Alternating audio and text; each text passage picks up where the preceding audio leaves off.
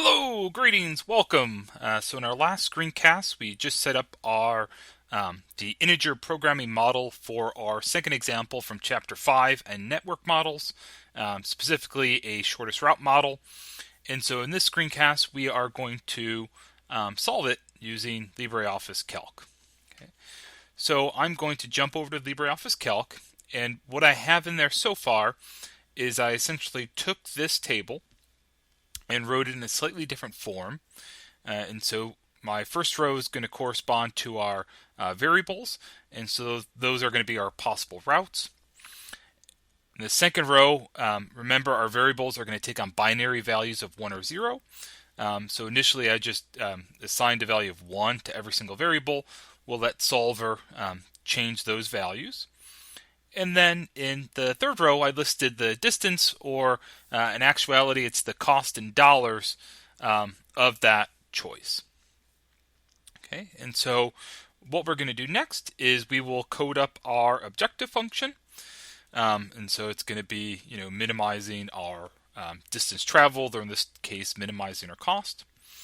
We'll then get our three generic constraints. Essentially, it's going to be non-negativity, right? That all of our variables are greater than 0, all of our values are less than or equal to 1, and integer. This is what's going to force the variables to take binary values of 0 or 1. We'll kind of just capture those in our solver settings. So we won't necessarily code those up. We'll get those all in solver, and then we'll have our 5 constraints, which just correspond to our balances on each node. Okay, so let's do it. Okay, so my objective.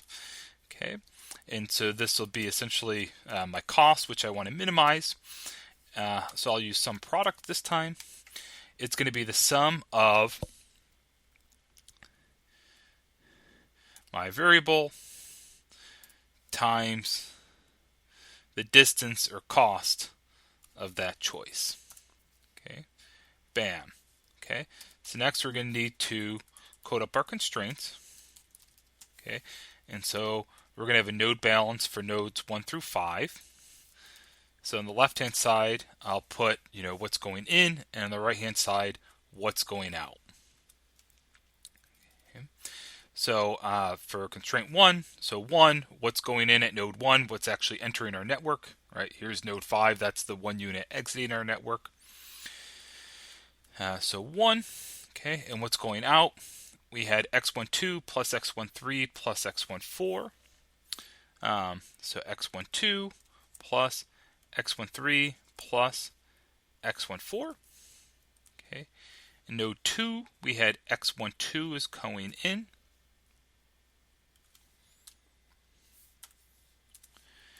And going out is x23 plus x24 plus x25. So x23 plus x24 plus x25. Node 3, so what's going in is x13 plus x23. What's going out is x34 plus x35. Okay, node 4, we have x14 going in. Okay. Oh, node 4, x14 plus x24 plus x34. Okay. So I have x14 plus x24 plus x34. Okay. What's going out is x45.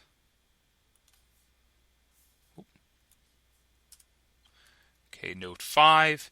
What's going in is x25, x35, and x45. So we have x25 plus x35 plus x45. And going out is that 1 unit exiting our network. So to solve, I'm going to do, solver. We want to minimize our cost or our route. We'll change the value of our variables. Bam. Okay. Then our generic constraints. So we could, get our integer constraint in here. We could also check non-negativity in here. But just as an example of how to code this up, okay, I can select all these variables at once. I don't need to necessarily enter them all since they're all the same.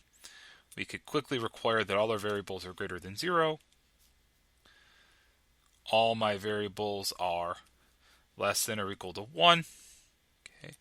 I can also require that they are all integer. Okay. You also see the binaries on there, but this will capture it. It's 0 or 1. And then we can actually capture all of these constraints at once, in that our inlet side of our node balance in all these cases has to equal what's coming out. Okay. And defining variables as being integer in this way is nice because it allows us to handle mixed cases, where here this would just assume that all variables are integer.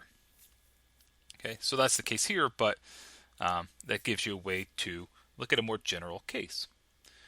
All right, so our optimal plan then, it looks like, okay, so is going to be to so we're gonna let me go up. So path 1, 3, okay, which corresponds to we start with the car in year 1. Okay, we keep it for 2 years, which takes us to year 3, and so the replacement cost after 2 years is $5,400. And then we're going to go from year 3 to 5, and so we're going to keep our car again for 2 years and replace it at the start of year 5, which would cost $77,100. So it looks like the optimal plan is to keep our car for 2 years, okay, and the cost of that is $12,500. Okay, and so we look, all of our balances are satisfied, all right, and we find the optimal path, 1, 3 and 3, 5. So keeping our car for 2 years, so essentially replacing every other year. So, this was a fun problem because, this is really a cost minimization or a planning type of problem, which we could recast as a networking problem and solve using our shortest route method. Okay, so cool. Okay, hope that helps. We'll see you again later.